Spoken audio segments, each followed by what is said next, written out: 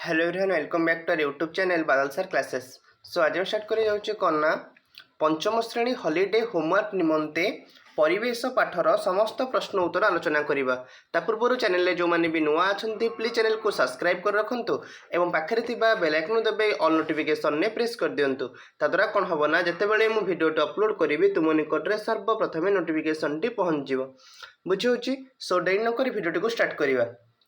देख कौन एक नंबर क्वेश्चन कौन जेकोसी दुईटी उपकारी उद्भिदर चित्र आंकी से विषय 5टी लेखाएं तथ्य लिखा। ओके जल्दी जल्दी चैनल को सब्सक्राइब कर दियो। सब सब्जेक्टर प्रश्न पत्र ऑलरेडी अपलोड कर सारी जो मैंने वीडियो न देखिच प्लेलिस्ट रे वीडियो जाए देखिपर। देख ये तुम तुलसी गछ तुम कर देख ये भाव में तुलसी गछटी कौन तुम अंकन कर। तुलसी गछ एक आम कौन उपकारी उद्भिद तुलसी गछ विषय लिखा विषय में कौन लिखिपर ना 21 प्रकार तुलसी गछ रही आमर 21 प्रकार तुलसी गछ रही। तुलसी गछर उच्चता 12 रु 24 इंच पर्यंत वृद्धि होता है। तुलसी गछर विकास उष्म जलवायु होता है। तुलसी गछर विकास टी उष्म जलवायु होता है। घरे घरे तुलसी गछ माँ वृंदावती नाम पूजनीय। तुलसी गछ गृहर परिवेश को विशुद्ध रखी था। क्लियर। नेक्स्ट आलोचना करवा आ गोटे गछ जमी निम्ब गछ ये देख निम्ब गछ ये भाव में तुम कर निम्ब गछ तुम जो कर विषय लिखा जब लिखिपर ना निम्ब एक बृहत गछ जार उच्चता 15 रु 20 मीटर बा आम कहीपर 49 रु 66 फुट एवं क्वचित 35 रु 40 मीटर बा 115 रु 131 फुट हो पारे। निम्ब गछर वृद्धि उष्म जलवायु होता है। निम्ब गछर जो वृद्धि होता है उष्म जलवायु होता है। निम्ब गछ गुड़िक 200 वर्ष पर्यंत बंची पारे। निम्ब गछ भारत पाकिस्तान श्रीलंका थाईलैंड मालेशिया और इंडोनेशिया देशगुड़िक देखा मिलता है। निम्ब पत्र गुड़िकर औषधीय गुण पत्र गुड़िक कौन सब औषधीय गुण में परिपूर्ण अटंती।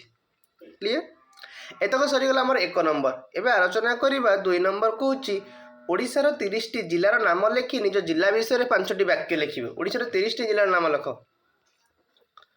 जमीक रहा अनुगुल बलांगीर बालेश्वर केन्दुझर जाजपुर बरगढ़ केन्द्रापड़ा भद्रक बौद्ध कटक देवगढ़ ढेंकानाल गजपति गंजाम झारसुगुड़ा कलाहांडी कंधामाल केन्द्रापड़ा कोरापुट नयागढ़ नुआपड़ा रायगड़ा सुंदरगढ़ सुवर्णपुर संबलपुर पुरी नवरंगपुर मयूरभंज खोर्धा मालकानगिरी ये रहा आमर कौन 30टी जिलार नाम रहा। आम जिला विषय लिखा गले आम कौन लिखिपर ना आम जिलार नाम तुम जिलार ना जहाँ लिख आम जिलार लोक मानकर जीवन जापन शैली खूब निआरा।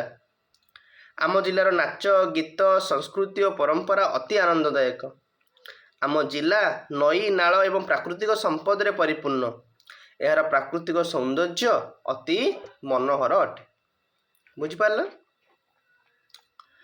तापर कहूँ कि गोटे तुम गाँव नक्शा चित्र कर ये तुम गाँव कौन गोटे नक्शा चित्र कर तुम गाँव कौट रही तुम घर सब चिन्ह ये भाव में तुम कौन करें।